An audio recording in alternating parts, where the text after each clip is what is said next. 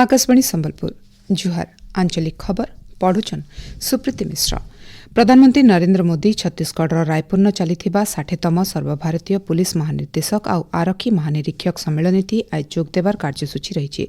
सम्मेलन थी आतंकवाद मुकाबला वामपंथी उग्रवाद जातीय निरापत्तार गुरुत्वपूर्ण दिग उपरे आलोचना हो पारे। रायपुर चलीथिबा ई तीनिनिया सम्मेलन गलाकाल मूल होइछे। सम्मेलन के स्वराष्ट्र मंत्री अमित शाह उद्घाटन करिछन। प्रधानमंत्री नरेंद्र मोदी आबाकाल दिन 11 बजे आकाशवाणी मन की बात कार्यक्रम जरिए देश और दुनिया सारा लोकंकर संगे विचार विनिमय करबे। इटा तांकर 128 नंबर मन की बात कार्यक्रम हेबा। मन की बात कार्यक्रम आकाशवाणी और दूरदर्शन जरिए आउ AIR news website news on AIR mobile app थी प्रसारण कराजिबा। आकाशवाणी संवाद डीडी न्यूज पीएमओ ऑफिस सूचना और प्रसारण मंत्रणालय यूट्यूब चैनल थी भी इतार सीधा प्रसारण कराजिबा। प्रधानमंत्री हिंदी अभिभाषण उतरू आंचलिक भाषा थी इतार प्रसारण कराजिबा। आधुनिक ऑडिट व्यवस्था सुशासन र चाबी आए बोली राज्यपाल डॉक्टर हरिबाबू कम्भमपाटी कहिछन्। भुवनेश्वर जयदेव भवन ठाने हेतिबा 5 नंबर ऑडिट सप्ताह पालन उद्यापनी समारोह थी जोग देखि राज्यपाल आधुनिक ऑडिट व्यवस्था विश्लेषणात्मक प्रजुक्ति विद्या चालित आउ भविष्यतमुखी हेबार दरकार बोली कहिछन्। देशे नुआ दक्षता सपन और आकांक्षा के तहकौथुबा शिक्षा और कौशल संस्कृति तैयार करबार दरकार रही बोली केन्द्र शिक्षा मंत्री धर्मेन्द्र प्रधान कहिछन्।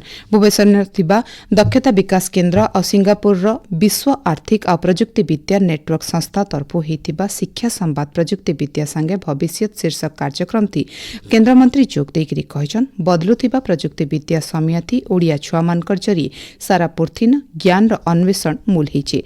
राज्य सरकार तरफु जुआन को फिनटेक क्षेत्र थी पूरा सुजोग नेबार लगी समन्वित विश्व आर्थिक प्रजुक्ति विद्या सामर्थ्य हब भारत नेत्र शुभारंभ करा जायछि।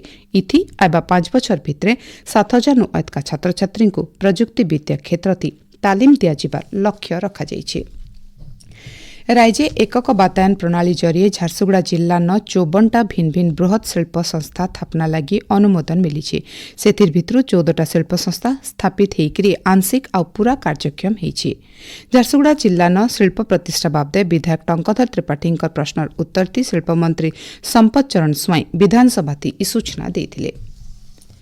ओडिशा अग्निशम विभाग आग्निक और आग्निक ड्राइवर मान नियुक्ति बयसीमा के उच्च न्यायालय 3 बछर तक कोहल करिछन्। ई पद थी बयसीमा कोहल करबार के 7 जन आवेदनकारी उच्च न्यायालय द्वारस्थ होइथिले।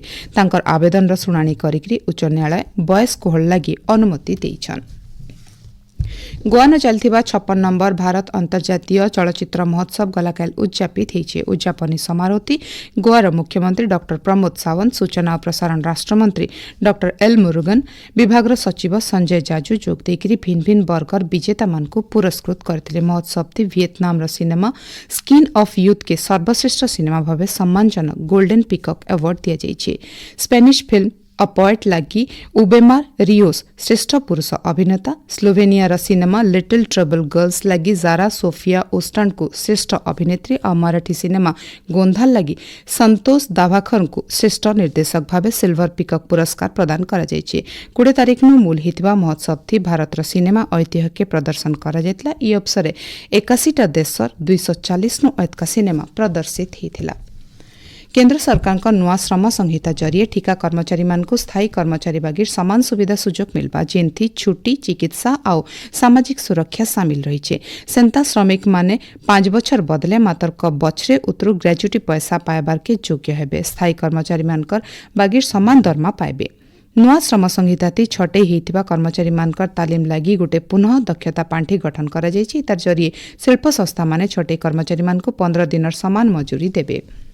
संबलपुर जिला रेडाखोल बिजू पट्टनायक कल्याण मंडप न ओडिशा केन्दुपत्र कर्मचारी संघर गोटे तालीम शिविर हो जाइए। संघर सभापति विजय कुमार महांती सभापतित्व थी होइतिबा शिविर थी रेडाखोल और आठमल्लिक डिविजन नु शताधिक ऋतुकालीन कर्मचारी और तोलाली जोग देथिले।